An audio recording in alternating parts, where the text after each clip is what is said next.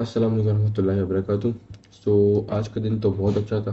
वो इसलिए क्योंकि आज मैंने ज़्यादातर एंजॉय किया काम करने के बजाय, क्योंकि मेरा आज आखिरी पेपर भी था और रूटीन वगैरह कल से थोड़ी चेंज भी होनी थी। तो मैंने सोचा कि आज बस अपने थोड़े काम शाम निपटा लूँ और बाकी जो टाइम है थोड़ा कुछ दोस्तों के साथ स्पेंड कर लूँ। तो मेरा दिन भी इस तरह गुजर गया। It started with Fajr prayer, woke up for Fajr at 5:30 to 4:45. Then I listened to Tafsir from 5:45 to 6 a.m. Then I memorized Quran from 6 to 6:30 a.m. Then I went out for a sunlight and a run at 6:30 to 6 to 7:30 a.m. Then I read the book Outsmarting Reality from 7:30 to 8 a.m.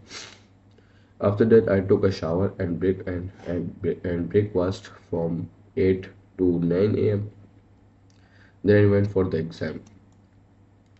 हमारा exam start हो रहा था 9 बजे, लेकिन पिछली बार भी असल में इस तरह हुआ था कि जब मैं पिछली बार भी एग्ज़ाम देने गया था तो वो कहते हैं वो इस तरह था कि टाइमिंग लेट हुई थी। लाइक उन लोगों ने बहुत डिले कर दिया था। 9 9 o'clock का हमें क्या, कि तो लोगों ने कोई 9:45 में लोगों ने पेपर दिया था।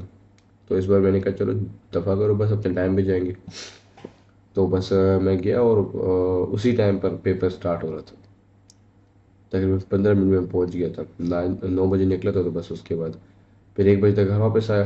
फिर उसके बाद जोहर की नमाज़ के लिए गया मस्जिद from 1:15 to 1:30। Then I came back and took lunch from 1:30 to 2 p.m. Then I went to the market for curtains. मैं अपने कमरे के लिए थोड़े पर्दे ले रहा था, और सिर्फ पर्दे ही नहीं बल्कि और भी कुछ चीज़ें लेनी थी।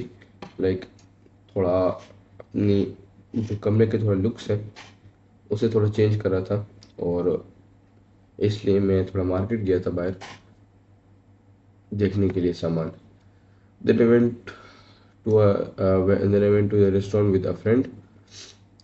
फिर मैंने वहाँ से अपने एक दोस्त को बुलाया और उसके साथ में एक रेस्टोरेंट चला गया। वहाँ पे हमने खाना पीना किया, गपशप लगाई, अच्छा टाइम गुजारा। उसके बाद मैं नमाज के लिए गया असर की, मगरिब असर सॉरी असर की नमाज के लिए गया from 4:30 to 4:45।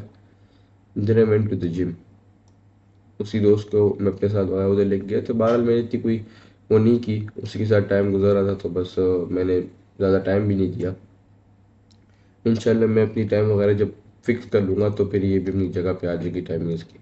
Then I went to the mosque for मगरिब from 5:45 to 6 p.m. Then I had a meeting with friends.